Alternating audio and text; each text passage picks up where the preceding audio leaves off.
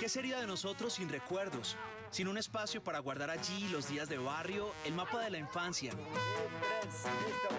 La memoria es ese lugar donde habita lo que más amamos. Esa parte de nosotros que toma formas inesperadas para construir el rompecabezas de nuestra vida.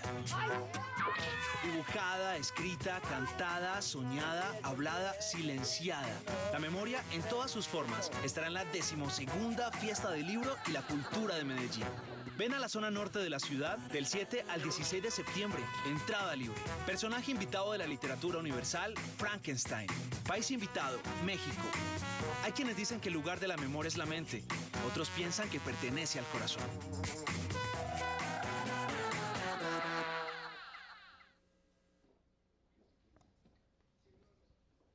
Buenas tardes. ¿Por qué olvidamos lo que olvidamos? ¿En qué se diferencia la historia de la memoria? ¿Cómo adquiere memoria un lugar en la literatura y en las artes? ¿De qué manera las ciudades y el campo se inquietan por su memoria? Hay quienes dicen que el lugar de la memoria es la mente, otros piensan que pertenece al corazón. La Alcaldía de Medellín, a través de su Secretaría de Cultura Ciudadana y la Biblioteca Pública Piloto, les dan la bienvenida a la segunda fiesta del libro y la cultura, un encuentro ciudadano donde celebramos la palabra en todas sus formas y manifestaciones, que este año tiene como tema de conversación las formas de la memoria. Los invitamos a conectarse con nosotros a través de las redes sociales, compartiendo contenidos con el numeral Fiesta del Libro y numeral Las Formas de la Memoria. En Facebook nos encuentran como Fiesta del Libro y la Cultura y Alcaldía de Medellín, y en Instagram y en Twitter como @fiestalibro y @alcaldía de Med. Una oportunidad para contarle a muchos ciudadanos cómo vivimos esta fiesta en la ciudad de los libros. La actividad que tendremos a continuación hace parte de la franja Lanzamientos de Libros. Esperemos que este paso por la fiesta nos deje llenos de experiencia que nos permitan seguir aportando a la transformación social de nuestra ciudad y a la construcción de la cultura ciudadana. Antes de comenzar esta actividad, desde la Alcaldía de Medellín, queremos agradecer a las entidades aliadas en este proyecto. Los grandes patrocinadores, El Colombiano, Confama, Confenalco, Antioquia y Banco Itaú. Al patrocinador, EPM. A los aliados estratégicos, Sistema de Bibliotecas Públicas de Medellín, Celsia, Parque Explora, Universidad de Antioquia, Buen Comienzo, Jardín Botánico de Medellín, Cinemas Procinal, El Tiempo, Publicaciones Semana. A quienes hicieron posible el país invitado, Secretaría de Cultura de México, Agencia Mexicana de Cooperación Internacional para el Desarrollo, Secretaría de Relaciones Exteriores de México, Embajada de México en Colombia, México Un Mundo en Sí Mismo, Año Colombia-México, CEMEX y Claro, a quienes con su apoyo hacen posible el Premio León de Grave al Mérito Literario, la Universidad de AFIT, Grupo Argos, Cemento Argos y Celsia. Al apoyo de entidades como Embajada del Brasil, Reinos de los Países Bajos, Acción Cultura Española y Metro de Medellín. En esta oportunidad tendremos la charla El libro que escriben los autores. Con el objetivo de propiciar un espacio para la exhibición y venta de libros académicos y universitarios que se producen en Iberoamérica, al que pueda asistir la comunidad académica y el público en general, y que haga posible el intercambio y la colaboración editorial, en 2014 el grupo de rectores de las universidades de Medellín, que integran el llamado G8, determinó que los directores de sus editoriales crearan el primer Salón Iberoamericano del Libro Universitario en la Fiesta del Libro y la Cultura. Hasta ahora se han realizado las ediciones 2015, 2016 y 2017 del Salón, con resultados altamente positivos y destacables. Este espacio, coordinado por el Comité Salón Iberoamericano, se lleva a cabo durante los 12 días de la Fiesta del Libro y la Cultura de Medellín. En esta ocasión contamos con la participación de un invitado internacional, el editor español Manuel Borrás. Borrás nació en Valencia, es licenciado en Filología Moderna, con especialidad en alemán e inglés. Ha realizado trabajos académicos de germanística y sobre el expresionismo alemán y austriaco. En 1976, junto a Manuel Ramírez y Silvia Prat de Saba, fundó en Valencia la editorial independiente Pretextos, una de las más importantes de España y de la que es director literario. A Manuel Borrás lo acompañarán en la mesa Julio Paredes, editor general de la Universidad de los Andes, y Darío Jaramillo Agudelo, poeta, novelista y ensayista colombiano. Bienvenidos. Bueno, buenas tardes. Manuel, bienvenido. Muchas gracias. Darío, también bienvenido a esta conversación. Bienvenidos ustedes. Muchas gracias por estar aquí. Pues como tú eres pretextos como director literario de la editorial, de un referente editorial en español y no solamente en España, sino también en América Latina. Y para poner un poco en contexto la conversación que vamos a tener, quería que nos contaras un poco como la historia de la editorial, es decir, qué es lo que sucedió y sucede hoy con Pretextos, y nos puedes contar como una síntesis de esa historia tan interesante que hay detrás de este proyecto. Bueno, yo creo, Julio, que eso requeriría casi la escritura de un libro que tengo por escribir, y porque es largo la génesis. Yo creo que fundamentalmente mi vocación editora comienza en el momento, comprendes, en que yo me siento lector. Yo tuve la grandísima suerte de nacer en el seno de una familia en la que había biblioteca, una familia además de formación liberal, y unos padres que se preocuparon por estimularnos en la lectura.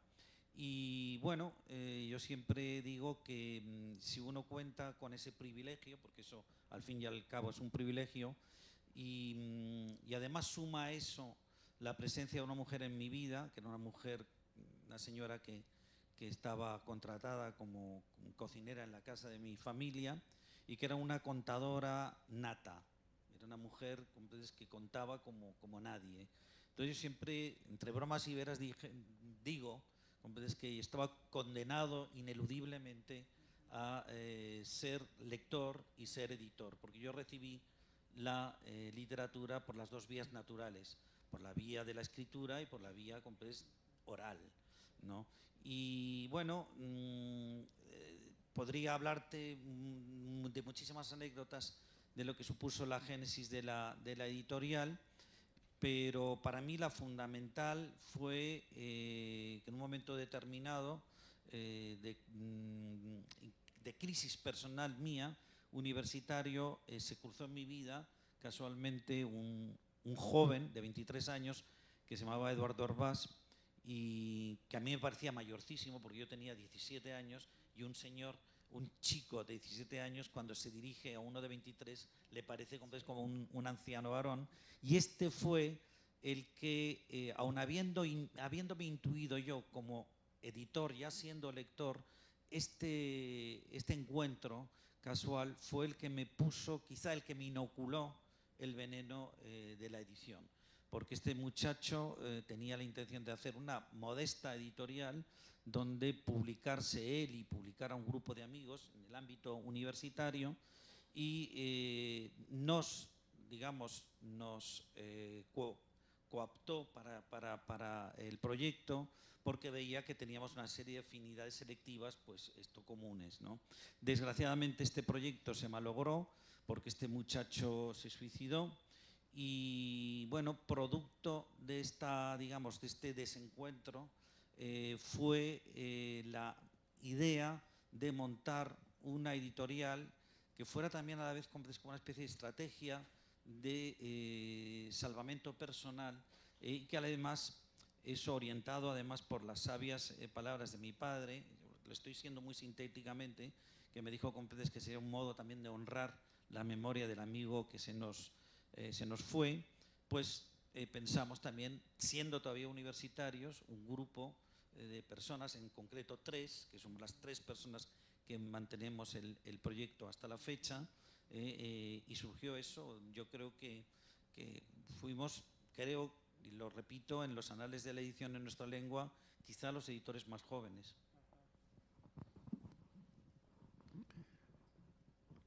Buenas. Eso está ocurriendo mientras Franco gobierna. ¿Qué tiene que ver lo uno con lo otro, Manuel? Bueno, tiene mucho que ver, es decir, hombre, no en la propia génesis de la editorial. Nosotros somos hijos, mi generación, digamos, de la transición española, y a nosotros se nos plantea además un reto interesante, y además nos competía a la gente, digamos, de nuestro de nuestra generación, de nuestro corte cronológico, que era, en cierto modo, tratar, en la medida de nuestras posibilidades, de conciliar esas dos Españas que se habían creado precisamente por el golpe de Estado del general Franco en mi país, que ya sabéis que se derivó en una guerra civil terrible, una guerra incivil más bien, terrible, y que propició el que una gran parte de nuestra mejor intelectualidad saliera al exilio, y al exilio americano. Por eso yo digo que nosotros tenemos como españoles no una deuda de amor, sino varias deudas con Latinoamérica, porque en los momentos además en que después de haber, en fin, ha contribuido a lo mejor también al expolio de América, nosotros cuando lo hemos necesitado, América siempre nos ha acogido. Y eso debo decirlo, y lo digo una vez más como español, y lo digo estando acá. Comprendes que para mí eso es algo que será siempre motivo de agradecimiento. Nosotros, volviendo a lo que te decía, nos sentíamos en la obligación de recuperar parte de esa memoria esencial de España que se había perdido. De hecho, en los momentos iniciales de la editorial, como tú muy bien sabes, porque lo hemos hablado muchas veces, estaba la intención de recuperar esa España peregrina. Y yo creo que después otros han imitado esa labor, que me parece maravillosa, es decir, ojalá lo hubieran imitado muchos más, pero creo que hemos sido además una empresa de iniciativa privada que hemos sido en cierto modo casi hasta pioneros, comprendes, en esa reivindicación, comprendes, de esa otra España. Tú sabes también que precisamente el haber querido ser editor en los momentos del final del franquismo, pues a mí me trajo bastantes problemas.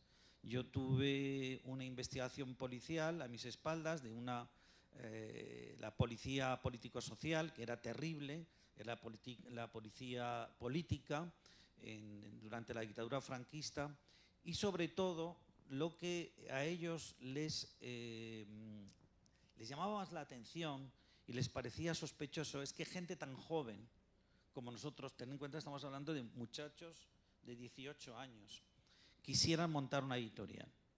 Que quisieran montar una editorial motu proprio, es decir, que no hubiera ningún elemento ajeno que fuera el que estuviera, en cierto modo, provocando el que se saliera este proyecto adelante. Es decir, ellos creían, como todo dictador, que sabéis que todo dictador, si hay algo que le caracteriza es la paranoia, y sobre todo, no al dictador, sino a los adláteres de la dictadura, pues claro, pensaban que era imposible que unos jóvenes, simplemente movidos por el amor a la cultura escrita, pues quisieran hacer un proyecto de las características del nuestro.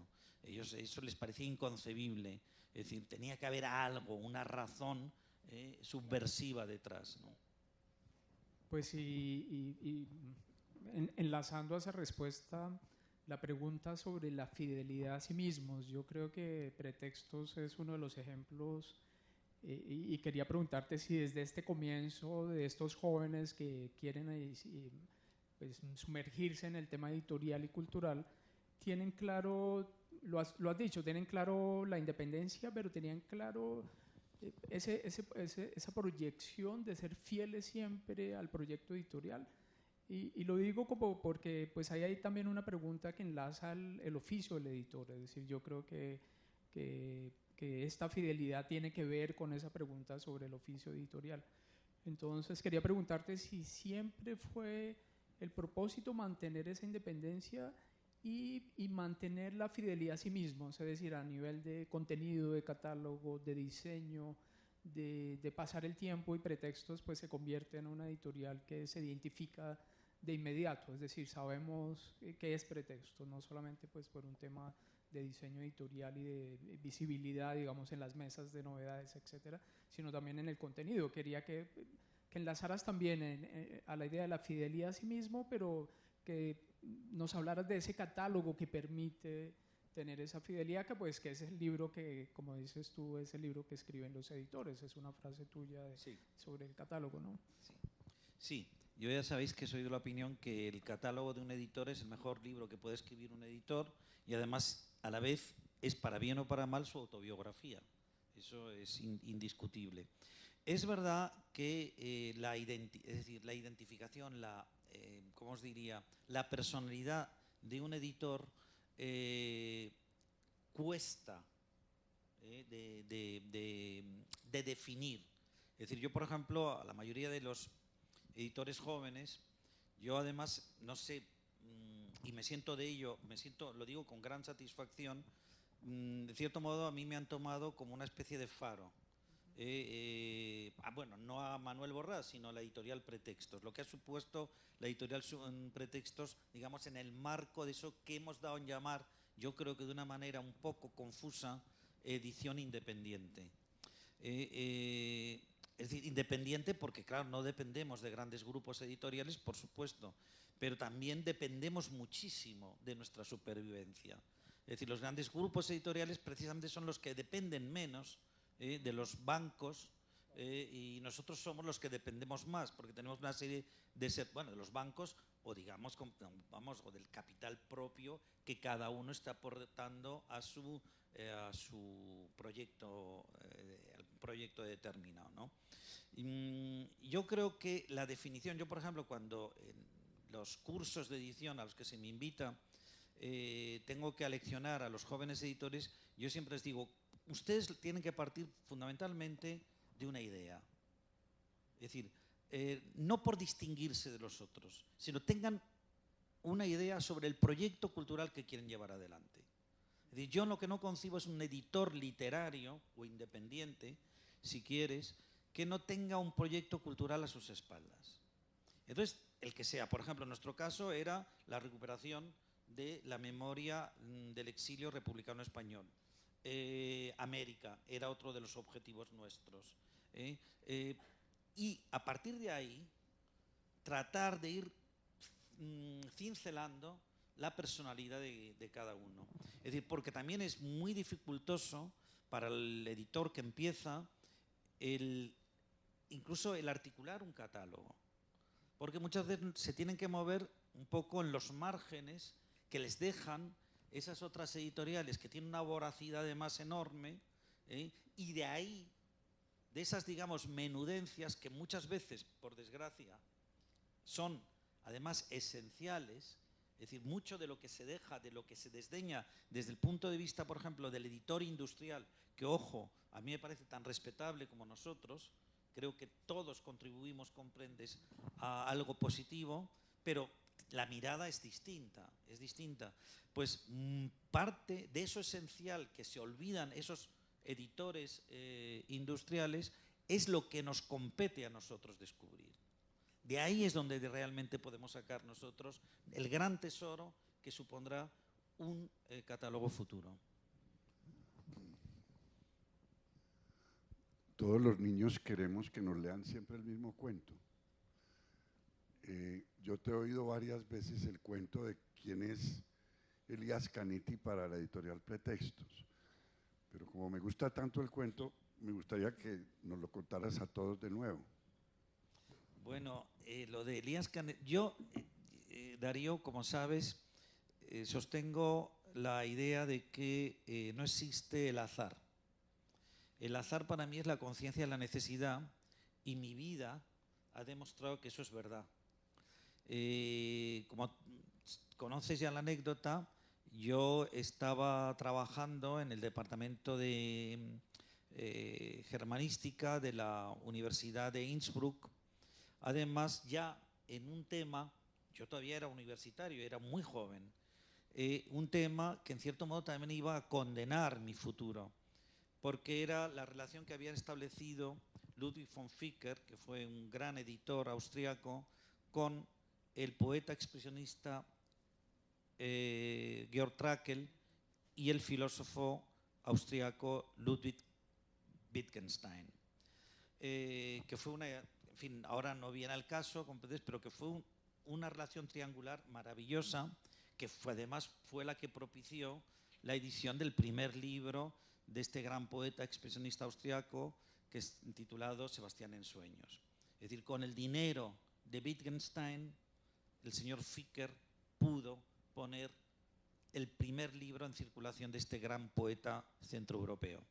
Yo estoy investigando en eso, con los legajos, y entonces, bueno, aparece el jefe del departamento, el profesor Walter Methlagel, con un señor con aspecto así, casi parecía como un viejo profeta, porque tenía así unos pelos, comprendes, el pelo blanco y unos pelos un poco encrespados y tal. Y ese señor, bueno, yo no sabía por supuesto quién era el visitante, conocía al profesor Methlagel. Entonces ese señor se me acerca en un momento determinado y me pregunta qué es lo que estoy haciendo. Así con interés, yo le explico, pues mire, estoy investigando sobre esto. Entonces me preguntó de dónde era, le contesté, me dijo que él también tenía origen español y me animó. Fue una cuestión de unos minutos, hablaríamos 2-3 minutos, y me animó para que siguiera en esa línea de investigación en la que estaba. Entonces yo, bueno, al día siguiente le pregunté al jefe del departamento que quién había sido ese señor que se me había acercado a preguntarme. Dice, hombre, usted que tiene tanto interés en ese periodo de la literatura centroeuropea, Elias Canetti es uno de los grandes, de los pocos seguidores, como desde la gran escuela, por ejemplo, de Karl Kraus, etcétera, etcétera. Yo, para mí era la primera vez que oía ese nombre. Esa noche cenaba en casa de un amigo arquitecto y le conté la historia. Oye, que he conocido a un señor que me han dicho que es muy importante, que se llama Elias Canetti y tal. Y me dijo, hombre, pero no me digas que has estado tú con Elias Canetti. Y digo, pues sí. Y entonces le conté en qué circunstancias nos habíamos encontrado y me sacó un librito que se llamaba Die Stimmen von Marrakech, las voces de Marrakech. Me dijo, léetelo, toma para que vayas ya sabiendo quién es este señor. Yo, cuando volví a la casa que me tenía acogido, que era una casa de unos amigos de mis padres, en ese periodo de trabajo que yo estuve en Innsbruck, me puse a leer el libro, me leí los 2 primeros cuentos y cuando concluí la lectura me dije, si un día soy editor, me gustaría publicar este libro. Fui editor, acabé publicando este libro y además en unos momentos, como tú muy bien sabes, muy complicados para la editorial. La editorial, nosotros claro, éramos muy jóvenes, lógicamente teníamos que recurrir al patrimonio de nuestras respectivas familias para poder llevar adelante el proyecto y si queréis que os sea sincero, estamos un poco cansados de pedir plata en casa y ver que los resultados, por desgracia, dejaban muchísimo que desear hasta ese momento. Bueno, con la suerte que en ese momento que estábamos, comprendes, entre dudas, si seguir, no seguir, estaba nuestra traducción de las voces de Marrakech en imprenta. Y el día que salía de imprenta, y no estoy literaturizando en absoluto, le entregan el premio Nobel de literatura a don Elias Canetti. Claro, esto hizo que automáticamente el libro se vendiera muchísimo, nos dijo a la vez a nosotros, bueno, pues no debemos de estar tan equivocados y nos afianzó en la tierra. Yo, de hecho, como tú creo que conoces el texto, a mí me pidieron en una ocasión para un libro colectivo que narrase cuál había sido uno de los acontecimientos en mi vida de editor, que más me habían marcado. Y yo dije que y además hay una cosa que sigo pensándola, ¿no? Allá donde esté Elias Canetti, seguro que en el cielo, pero que a mí lo que me gustaría es que fuera consciente de que él salvó el proyecto de unos jóvenes españoles, de unos jóvenes viejos compatriotas, que estuvo a punto de irse al garete y que circunstancialmente, por esa circunstancia, pues felizmente hemos podido estar dando la lata a todos ustedes durante 40 y tantos años. Pero igual lo de Canetti también te permite a ti, sin azar, traernos a los lectores otros autores también que forman parte de nuestra educación sentimental. Por ejemplo, Natalia Ginsburg y pues digamos la línea de literatura italiana ¿Cómo llegas también ahí o cómo llegan ustedes a la definición, pues no solamente de pues, una concepción de catálogo, sino estas decisiones, por ejemplo, con las colecciones como la obra de Natalia Ginsburg o Giorgio Agamben? Es decir, ¿cuál es el sentido también de empezar a trabajar en un catálogo que se va, pues en esa proyección que se va a sostener? Después hablaremos del tema de la poesía, que digamos que también es una pregunta muy interesante para la propuesta editorial en un espacio donde la poesía, pues todos sabemos pues, que sigue siendo una cosa, y pues Darío nos puede hablar mucho mejor de eso, pero ¿cómo esto de Canetti está vinculado también a las decisiones de autores emblemáticos o desconocidos, digamos, en español, y qué pretextos pues también hace una apuesta ahí? Sin duda. Bueno, en el caso nuestro de Canetti, y vuelvo a lo que os contaba antes de la dificultad que tiene un joven editor para ir articulando su catálogo, yo soy consciente que Las voces de Marrakech no es precisamente el libro fundamental, comprendes, de Elias Canetti. Es decir, y yo no pude acceder al libro fundamental de Elias Canetti, no pude elegir porque Elias Canetti estaba ya copado, porque además hubo un gran editor que me precedió, que es Mario Muchnik, comprendes, que ya había publicado El otro proceso, y ya había publicado, yo creo que incluso Die Blendung, Masa y Poder, no, había publicado La más, lengua absuelta. no, pero no, había publicado en ese momento, yo creo que Masa y Poder y El otro proceso. Y después, claro, cuando le dieron el premio Nobel, y te puedes imaginar, porque yo además ya tenía en ese momento, y esto lo digo por primera vez, la intención de publicar Die Blendung. Pero ya, claro, eso ya fue inaccesible, porque en cuanto le dan a alguien el premio Nobel, se dispara en el mercado, que eso también habría mucho que hablar de esto, ¿no? Pero los royalties, porque entonces entran ya los cuervos de la edición ahí a cebarse, y lo hacía imposible. Pero, por ejemplo, el caso de Natalia Ginsburg, acogiéndome a ese significante. Natalia Ginsburg a mí me parece una escritora muy interesante, interesantísima, es decir, incluso sus libros, que a mí me parecen, digamos, de un orden menos importante que Las palabras de la noche o Léxico familiar, me han interesado siempre. Pero es una autora que hay que distinguir también. Nosotros, mira, se nos puede acusar de muchas cosas, Julio, pero desde luego Pretextos jamás ha sido una editorial oportunista. Jamás. Es decir, nosotros cuando, no el caso de Canetti porque no podíamos elegir, pero nosotros cuando hemos podido elegir, por ejemplo, cuando a Natalia Ginsburg muy poca gente en el ámbito del español la conocía, nosotros pudimos tener el privilegio de elegir aquel libro que nos gustaba y nos parecía como el libro emblemático de esa autora. Eso tiene sus ventajas y sus desventajas, porque si tú empiezas publicando el mejor libro de la autora, después se te plantea un dilema moral, publicar un libro que a tu juicio de lector está en un orden secundario. Y entonces, comprendes, claro, uno se retrae por honestidad consigo mismo y sobre todo por honestidad con sus lectores. Es decir, yo lo que no entiendo es este seguidismo que a veces, comprendes, está, por supuesto, inducido por los medios y por la propaganda, este seguidismo hacia determinados autores que aparte, bueno, se les mistifica de un modo, comprendes, y parece que todo sea de la misma excelencia. Pues no, señores. Resulta que incluso en aquellos autores que más queremos hay libros de primer orden y hay libros de orden secundario. Y yo creo que eso es labor no del lector, pero sí por lo menos del editor. El editor tiene que saber hacer la esculca de todo eso para entregar lo mejor de los otros. Para mí editar es un modo de compartir. Y entonces tú compartes aquello que piensas que es lo mejor a lo que has podido acceder. Y por ejemplo, el caso de Giorgio Agamben. El caso de Giorgio Agamben, yo he tenido la suerte de conocerle además personalmente. Giorgio, existía una edición que era La idea de la prosa, previa a las nuestras, del lenguaje de la muerte y estancias, que fueron los 2 libros que le catapultaron.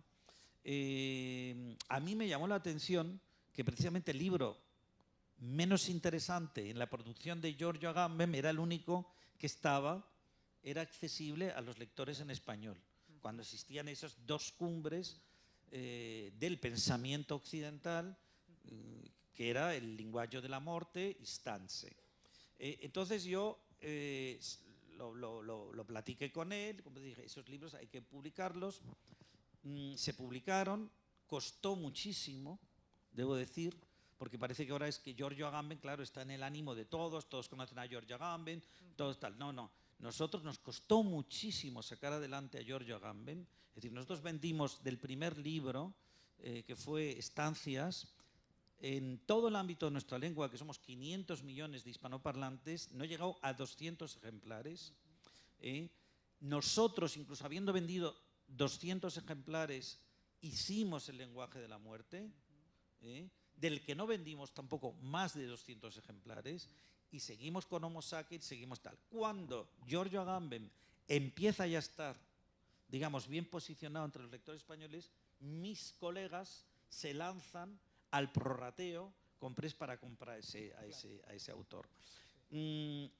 Algo que es, bueno, estamos en una sociedad de mercado, comprendes, en que la oferta y la demanda, comprendes, la que manda y tal. Pero yo me digo también, comprendes, que tendríamos que movernos, y sobre todo en el ámbito nuestro, y yo en eso lo siento muchísimo, soy muy beligerante, nos tendríamos que mover también con determinados códigos deontológicos. Y esto compete tanto a los editores como compete a los autores también.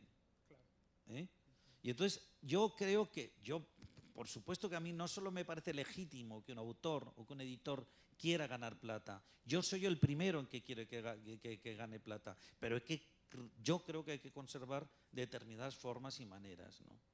Yo, por ejemplo, a mí jamás se me ocurre, mira, yo he tenido ofertas de autores que están publicando mis amigos del grupo Contexto. Claro, yo soy un editor mayor, un editor más potente, yo jamás se me ha ocurrido entonces entrar en competencia con ellos. Es más, yo lo que he podido hacer es llamar a Luis Solano o llamar a Le Nórdica y decirle, oye, me están ofreciendo esto, ¿vosotros no tenéis intención de hacerlo? En el caso que a mí me interese, si me dicen no, pues yo lo hago. Pero lo que no voy a hacer nunca es... No sé si contesto a tu pregunta. Sí, claro. Y no sé si se me oye. No. Menos mal. Algo análogo es la entrada de pretextos en el mundo del psicoanálisis. Las 2 formas de magia que acepta la academia son la poesía y el psicoanálisis. Y ustedes llegaron a ambas. Bueno, yo llegué a ambas por muy distintas razones. Como tú muy bien sabes, a mí el psicoanálisis, a mí me interesó. Yo, de hecho, no iba a ser editor. Mi vocación inicial, os parecerá muy cómico, pero era la psiquiatría infantil. Yo quería ser psiquiatra infantil. De hecho, yo me fui a la Universidad de Madrid porque en mi ciudad natal no existía esa especialidad para poder estudiar psiquiatría infantil. Creo que he sido un poco, como tú me has oído decir muchas veces también, en el fondo he ejercido la psiquiatría infantil, porque esto de editar y estar incorporado al mundo completo de los creadores te permite saber que detrás de todo poeta o detrás de todo incluso pensador hay un niño sobrevivido con el que tienes que estar tratando también, ¿no? Y bueno, esto siempre fue... Yo he tenido la suerte también de tener además a grandes... es decir, yo creo que sé algo de psicoanálisis y algo de psiquiatría, aunque así he sido autodidacta totalmente, pero he tenido buenos maestros. Tuve a uno de ellos, fue un psicoanalista, como no, argentino, que se llamaba Oscar Masota, que no sé si le sonará a ustedes, y además, y después otro que fue uno de los grandes, digamos, representantes de lo que se llamó la corriente de la antipsiquiatría en Europa, que se llamaba Giovanni Gerbis.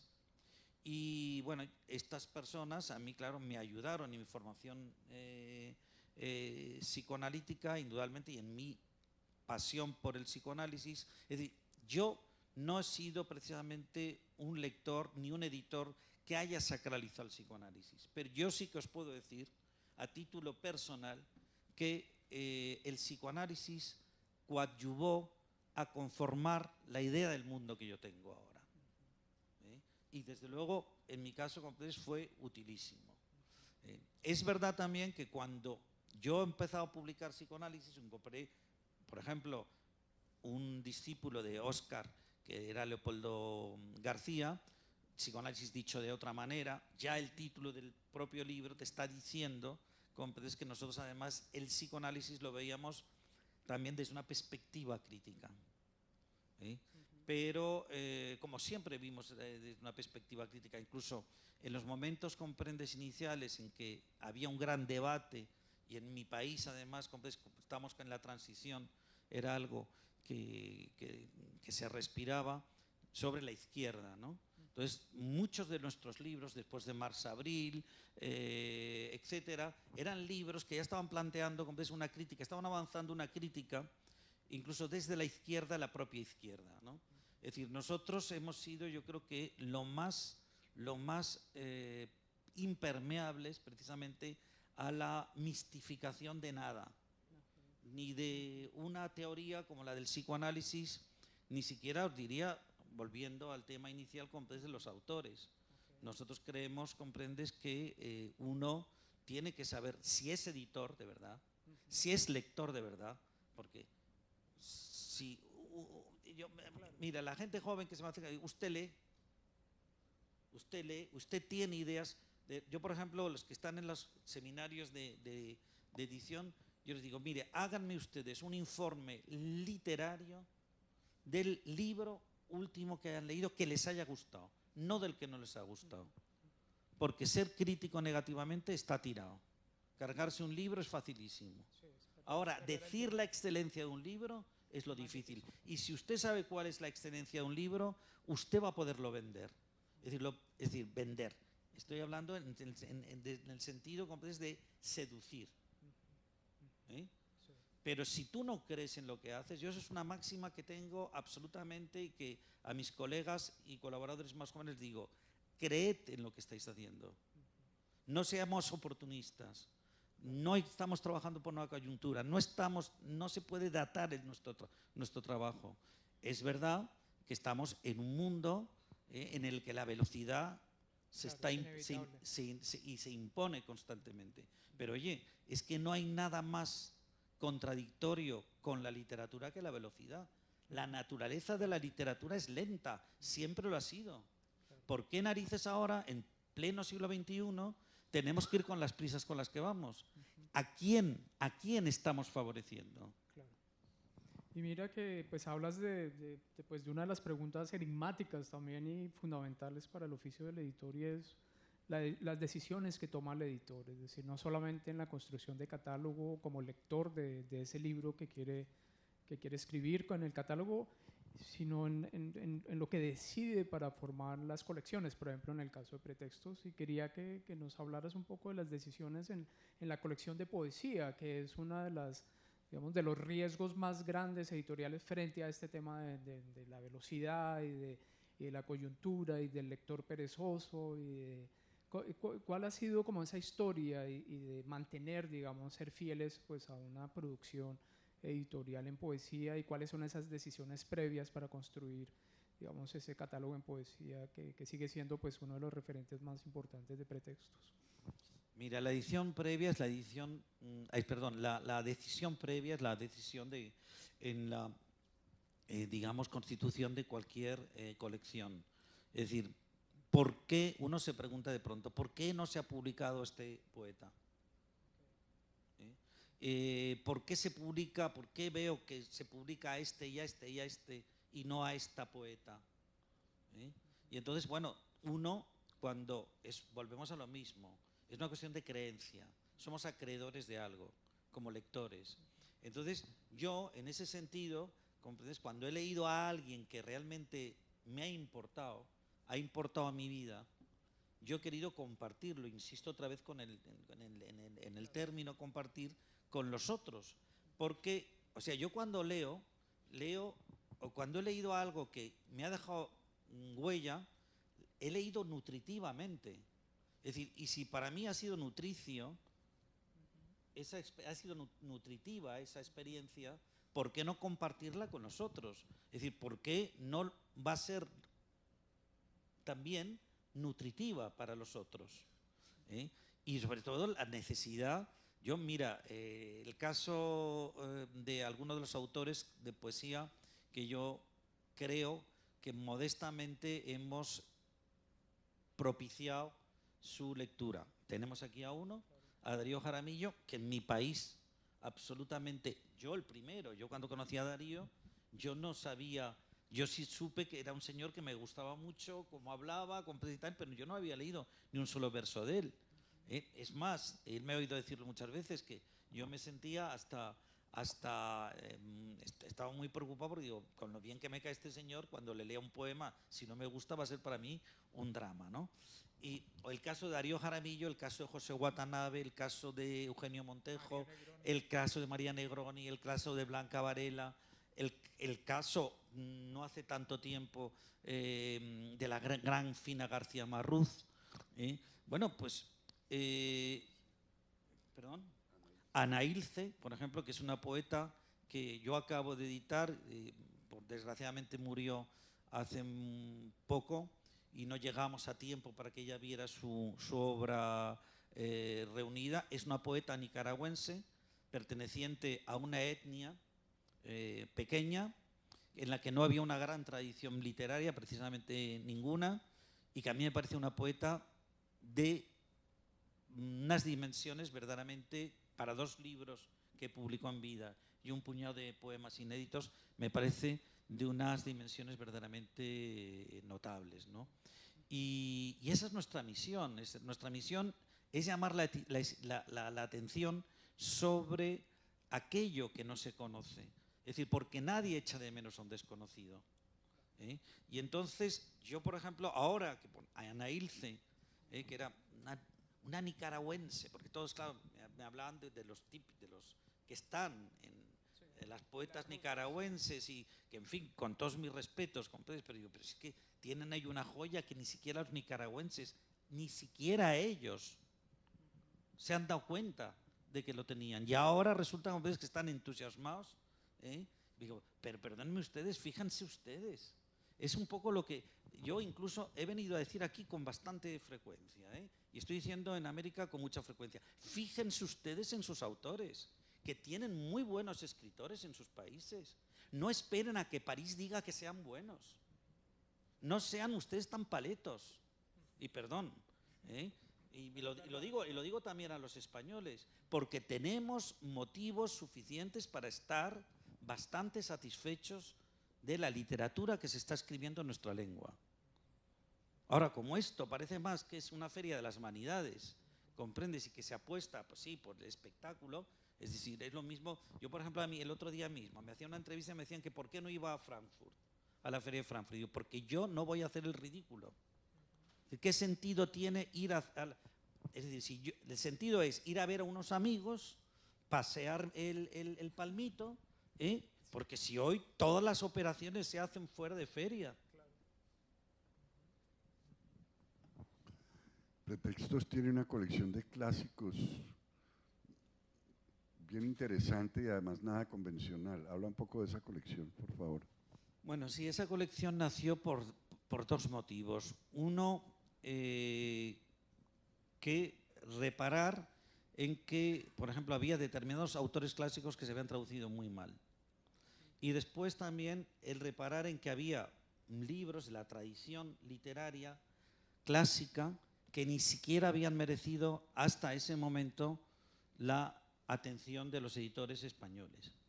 Entonces, en esa combinación inauguramos la colección, que yo creo que ha dado bastantes buenos resultados, ha tenido una derrota interesante y, bueno, por ejemplo, el primer libro que se publicó en esa colección fue Lord Jim de Conrad. A mí, cuando publicamos ese libro, me decían, oye, pero con la cantidad de traducciones que hay del Lord Jim.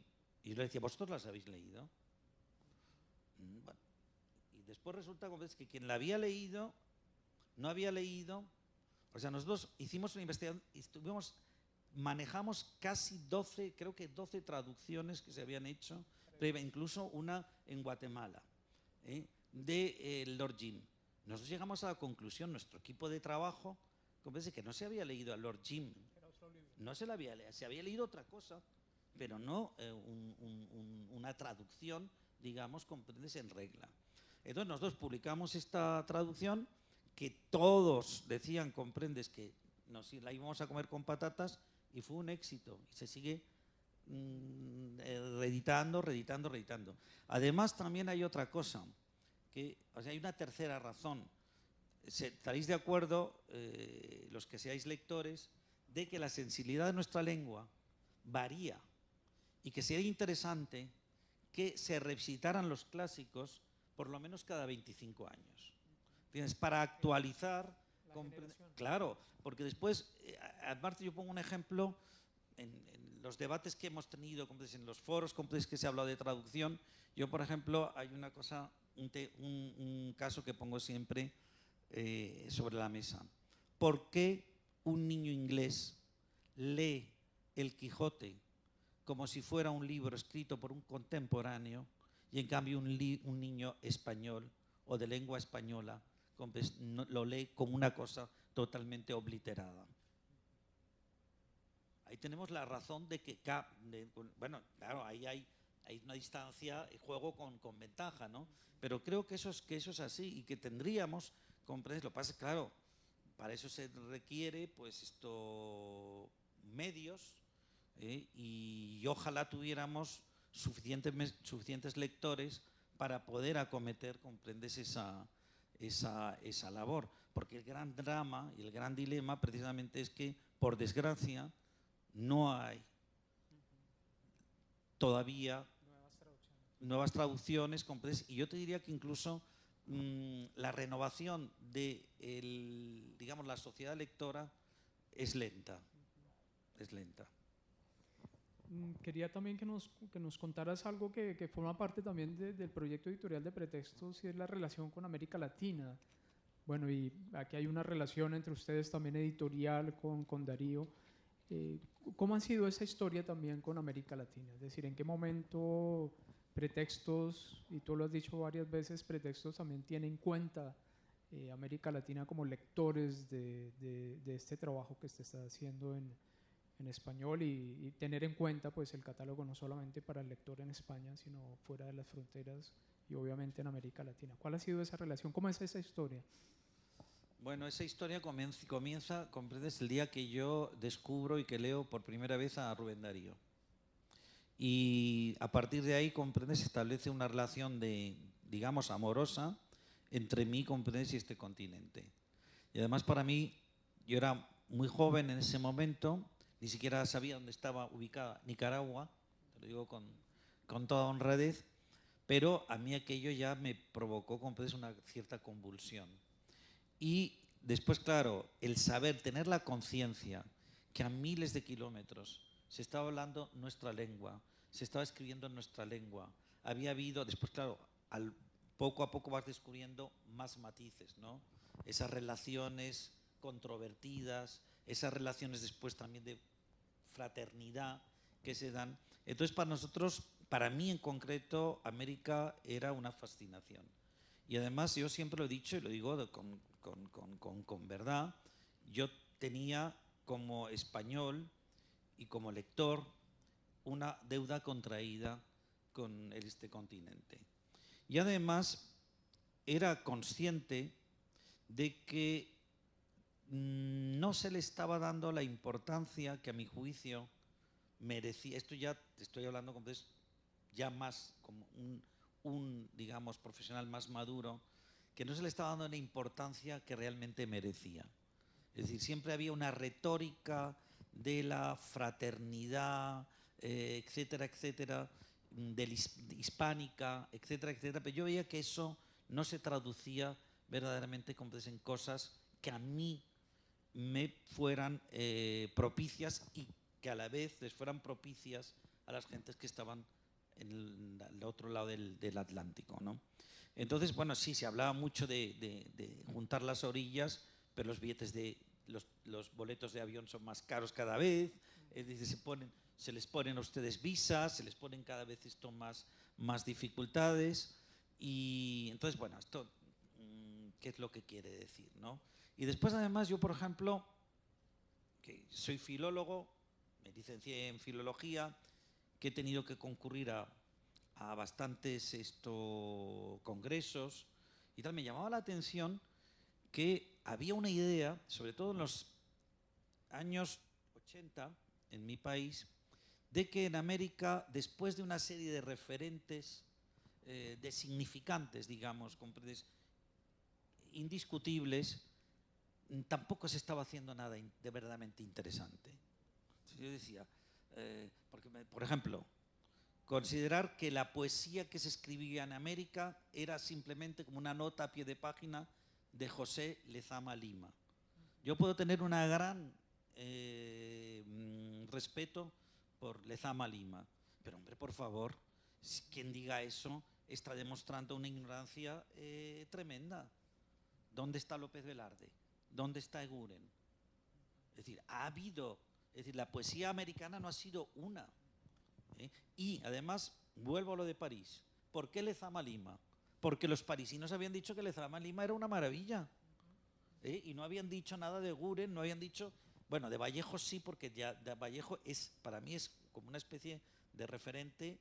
Yo os diría que casi es como una especie de santo, ¿no? Un santo laico. Darío, con Vallejo ha habido siempre como una unanimidad, ¿no? Pero con el resto se hacían, o sea, Darío Vallejo era el único que se salvaba de esto, ¿no? Pero el resto estamos con una inopia, había una ignorancia enorme de lo que ocurría aquí. Y uno se sentía también, en cierto modo, obligado a tratar de rectificar este malentendido. Por ejemplo, a León de Greiff, por poneros un caso.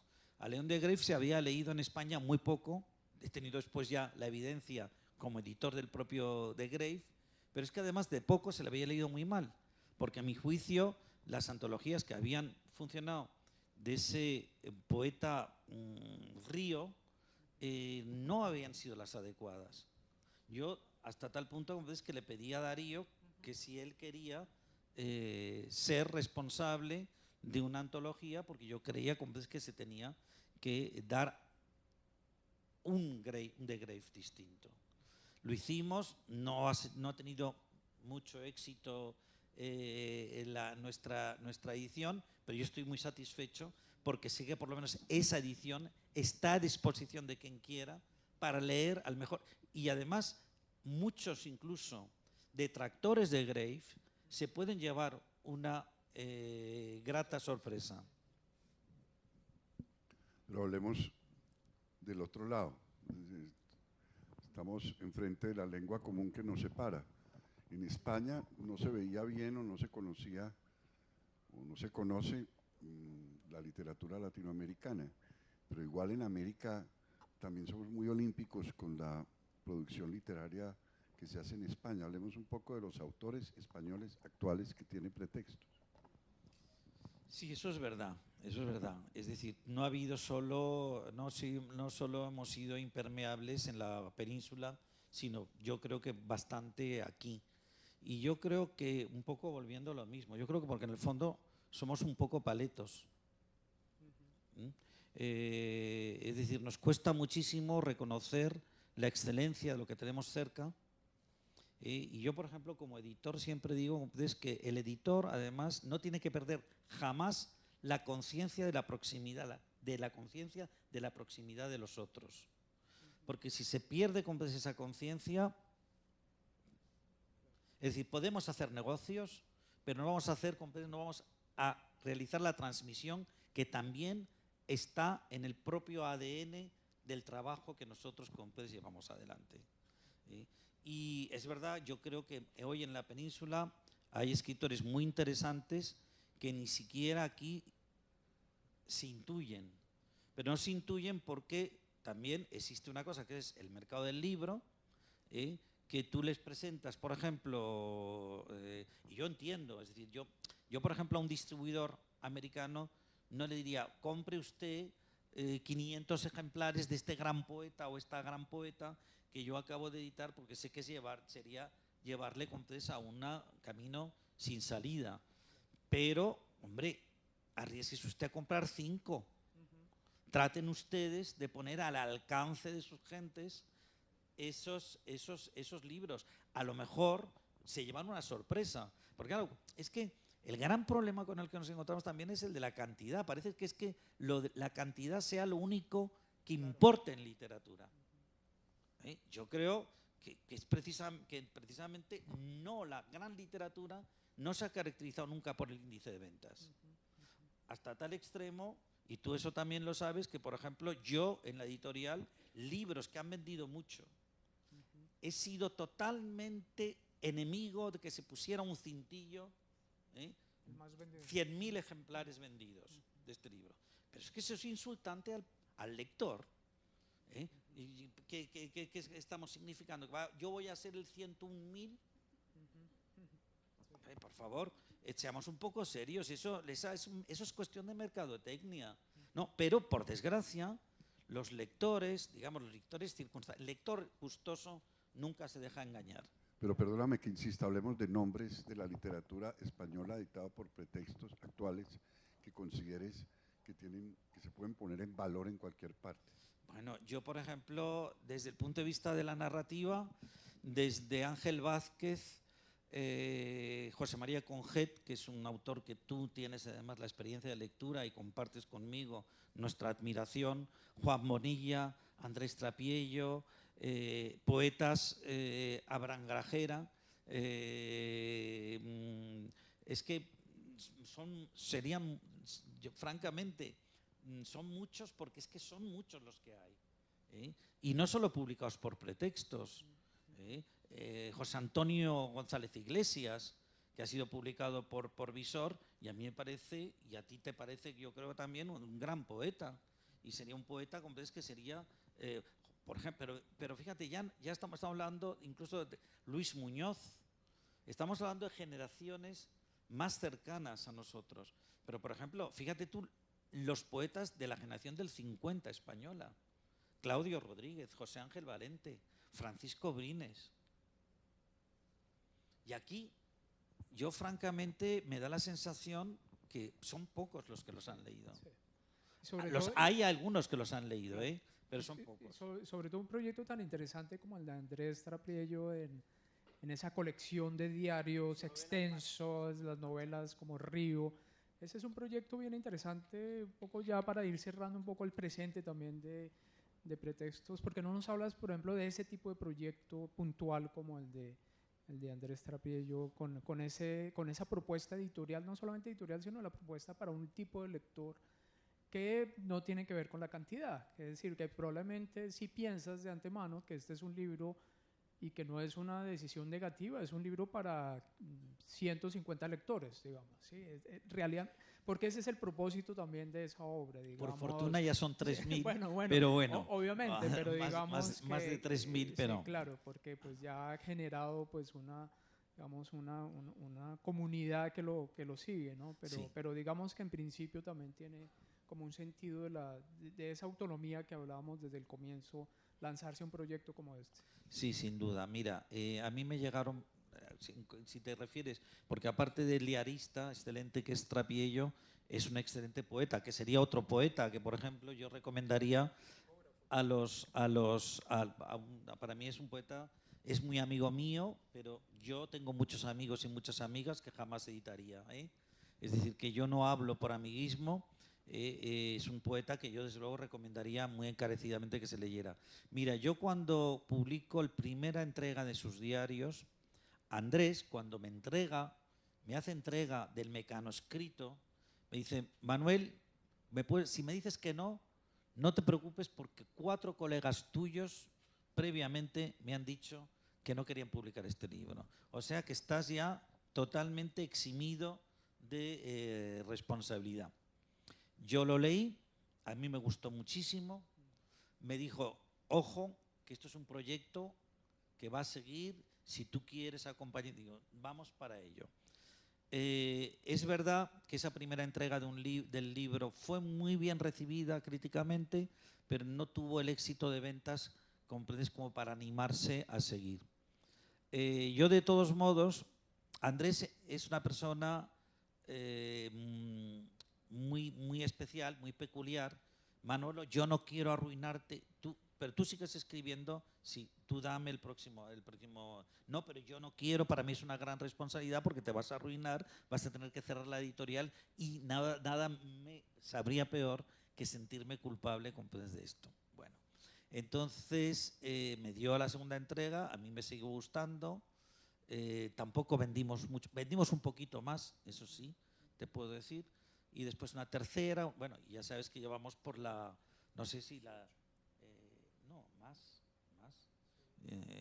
y además se ha convertido casi te diría que un acontecimiento bibliográfico en sí mismo. Es decir, cada vez que a finales de año aparece una entrega del diario de Andrés, hay por lo menos 3.400 personas que están esperando atentamente compresa esa entrega. Y además debo decir en honor, o sea, porque eso ya no es el diario, el día a día de un amigo, sino que en cierto modo, aunque desde una perspectiva, por supuesto, muy personal, muy subjetiva, pero también está siendo en parte registro parcial de nuestra memoria, de la memoria de una generación, ¿no? Y yo creo que eso está, bueno, y de hecho, fíjate tú, yo creo que en los anales del diarismo mundial, Paul Léotot, que fue el gran diarista francés, que sabéis que escribió muchísimos, ya en páginas, yo ya le he dicho que por lo menos Compledes ya lo ha superado. Bueno, pues muchísimas gracias. Encantado. Es una delicia de conversación realmente. Y pasaríamos a las preguntas, si hay preguntas en el público. ¿Ya hay un micrófono? Manuel, ¿qué piensas de los libros, memorias de los editores? Estoy pensando el caso concreto de Esther Tusquet. Bueno, y yo es un género que respeto muchísimo. ¿Cómo te llamas? Jairo. Ah, no, es que no te veía. Respeto muchísimo la memoria de todos mis colegas. Lo que pasa es que ateniéndome, yo no sé si tú conoces un libro de memorias de Francisco Ayala, el gran escritor español, que se tituló Recuerdos y olvidos. Es decir, yo creo que en todo libro de memorias se registrarán una serie de recuerdos y habrá una serie de olvidos buscados, o sea, conscientes o inconscientes, ¿no? En concreto, el libro de Esther, a la que yo respeto muchísimo, porque en cierto modo, para mí, Esther Tusquets, Jorge Ralde y Beatriz de Moura, aunque haya tenido que ver poco, comprendes, conmigo, porque yo creo que soy un editor de una naturaleza distinta a ellos tres, pero han sido un poco mis hermanos mayores. Han sido un poco los que me marcaron una pauta. Es decir, ellos fueron esos editores que me mostraron que en España se podían hacer cosas distintas a las que se habían hecho hasta el momento que ellos aparecieron. Y para nosotros fueron un revulsivo, en el mejor sentido, para seguir adelante. Si tu pregunta, Jairo, es ¿qué juicio literario hago de esas memorias? O la pregunta es, ¿qué juicio hace Manuel editor, o sea, el editor que es Manuel Borràs, desde la perspectiva de la historia que te está contando? ¿Cuál es tu pregunta? O sea, tu pregunta es si me parece gran literatura o si me parece útil. Lo segundo, me parece que son útiles. Yo creo que sí. Yo creo que pueden ser útiles. Tanto el de Esther como el de Mario Muchnik, como el de Aguilar, que hubo en su momento, el de Aguilar, que era Castillo, comprendes que sabes que hay unas memorias de editores. Y fíjate que además en nuestra tradición no existen muchas memorias de editores. Sí, pero por ejemplo los franceses, Gallimard tiene sus memorias, e incluso entre los italianos, comprendes, hay varios autores, bueno, Einaudi mismo, ¿no? Que yo siempre lo pongo como ejemplo. Einaudi decía que él no leía. Y yo digo, bueno, pero dio igual, porque que eso es una butad, por supuesto, ¿comprendes? Pero da igual que no hubiera leído. Él tuvo como consejeros, ¿comprendes? A Natalia Ginsburg, a Cesare Pavese, a Vasco Patrolini. Es decir, perdóneme usted, era un genio. Es decir, si ese señor supo rodearse de lo mejor para que recomendaran, a lo mejor no leyó un solo libro, pero estaba muy por encima incluso de la propia condición de lector. No sé si contesto tu pregunta.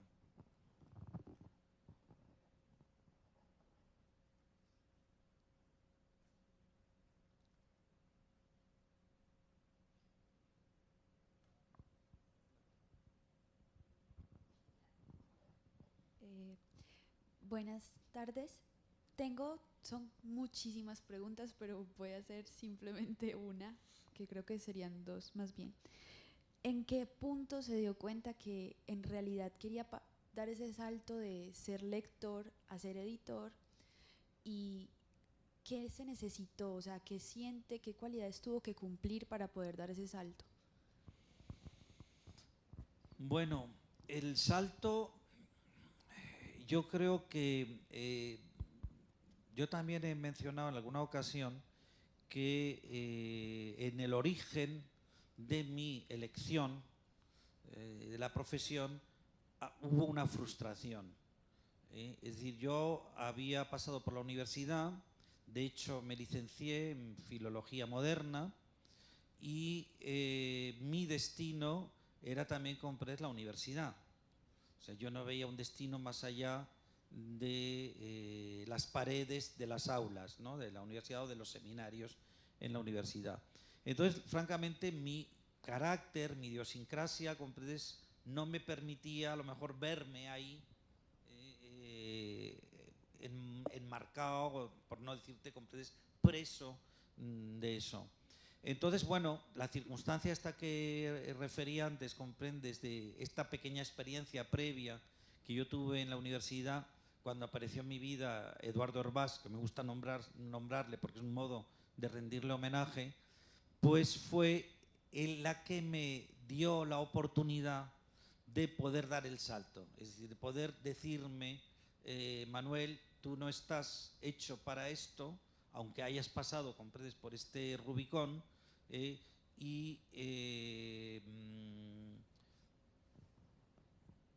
yo he apelado siempre, comprendes, bueno, creo que he sido una persona aventurera, te lo digo con toda franqueza, y yo creo que ser editor, comprendes, me exponía a una serie de aventuras, comprendes, mucho más intensas e interesantes que haber sido profesor, comprendes, o haber estado investigando en cuestiones, comprendes, que me interesan también, por cierto, mucho, pero filológicas, etc. Y la segunda parte de la pregunta, disculpa.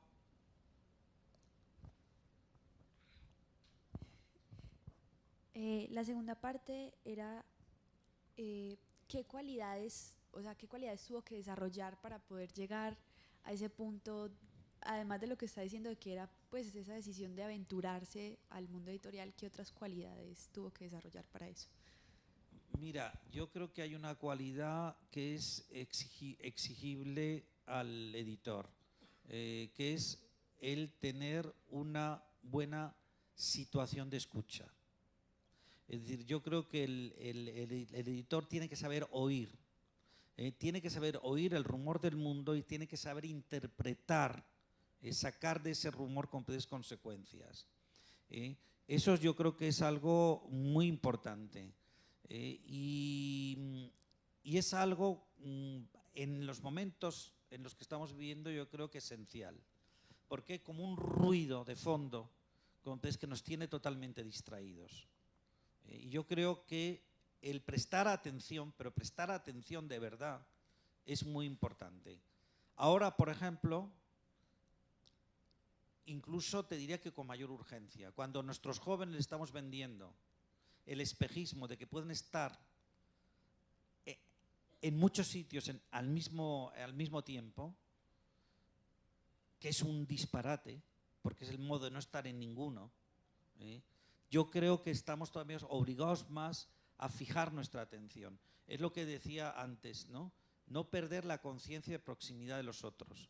Si perdemos esa conciencia de proximidad de los otros, estamos enajenándonos de los otros. No estamos viendo al lector como un posible interlocutor, como alguien que tenga interlocución con tu vida, sino como un cliente. Y ahí se rompe el pacto con la literatura. No sé si contesto Muchísimas gracias. a ti.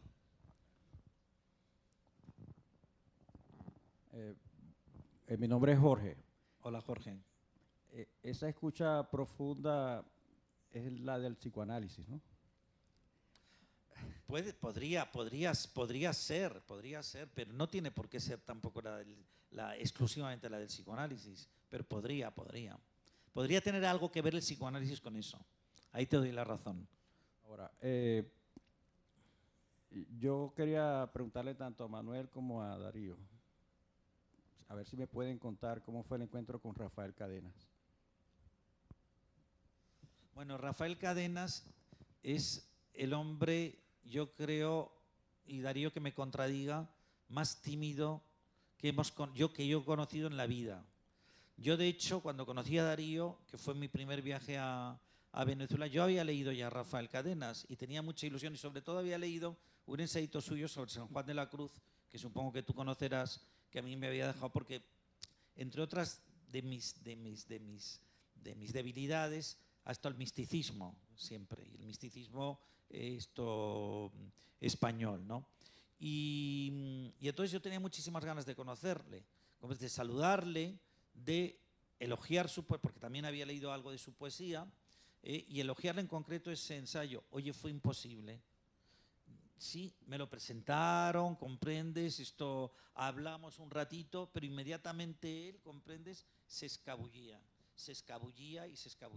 Es verdad que ahora es un gran amigo, una persona a la que queremos muchísimo y con la que además te puedo decir que pese a su timidez y su mutismo más absoluto, porque no hemos sido testigos de que ha ido a dar una charla o le han hecho una entrevista y no ha dicho absolutamente nada, frente a un público enorme, ¿no?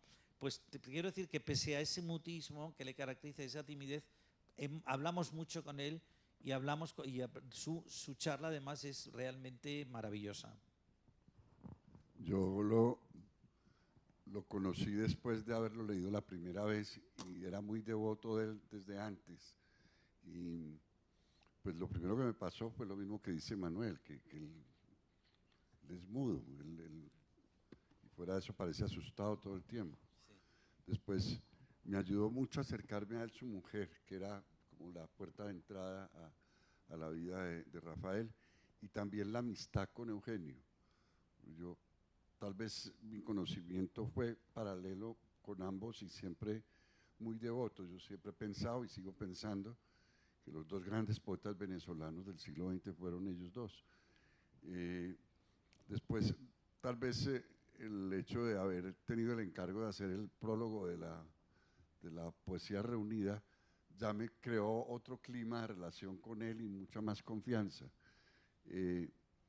Después me tocó librar batallas en el jurado del premio Phil para que le consiguieran ese premio. El problema de candidatizar poetas a un premio como eso es que, aunque la gente que participa en el jurado son gente de la literatura, no toda la gente, casi diría yo, la mayoría de la gente que está en ese plan no están muy cercanos a la poesía.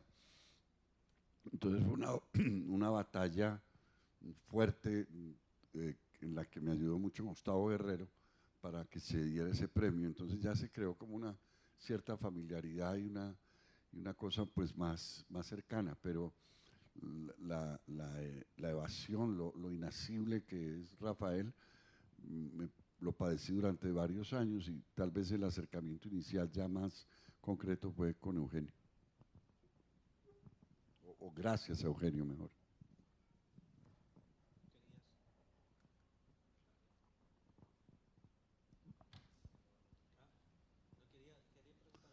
¿Había otra pregunta? ¿Sí? acerca alguien el micro? O a lo mejor estamos ya fuera de tiempo, ¿no? Bueno, por la última,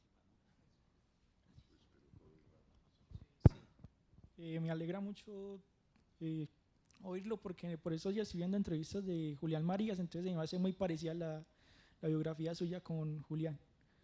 Y la pregunta es, en Medellín o Colombia no hay mucho dinero para comprar libros, entonces sobre todo los lectores son los ceros de biblioteca, entonces no sé, en las editoriales el éxito literario es el éxito editorial o sea, lo que se lee en la biblioteca es el éxito editorial o si lo que se lee en la biblioteca es el filtro del tiempo, como habla Vargas Llosa, que lo que queda es lo valioso, el filtro del tiempo.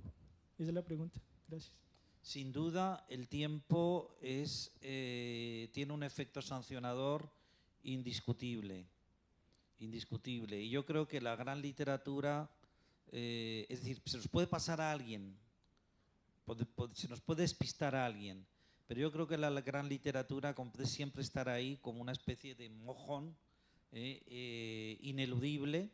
Lo que pasa es que también, tú lo sabes muy bien, comprendes que la sensibilidad también de una época varía, y después la percepción que tiene de determinada literatura a una época puede ser una u otra, y no porque sea menor quita mérito a esa obra determinada, ¿no? ¿Cuántas veces algún autor se ha periclitado en un siglo y ha vuelto a aparecer, comprendes, 2 siglos después? Y se le ha vuelto a reconocer, comprendes, en toda su grandeza. Y esa es la gran grandeza de la literatura. Y esa es la que está por encima incluso de nuestra capacidad de elección y nuestra capacidad de fijar las excelencias, ¿no? Es decir, eso es lo que en cierto modo hace mi trabajo más estimulante, ¿no? Y dejar esos mojones para ver, comprendes, si sirven a alguien. Es decir, llamar la atención sobre la existencia de alguien, comprendes, en el que no se ha pensado antes.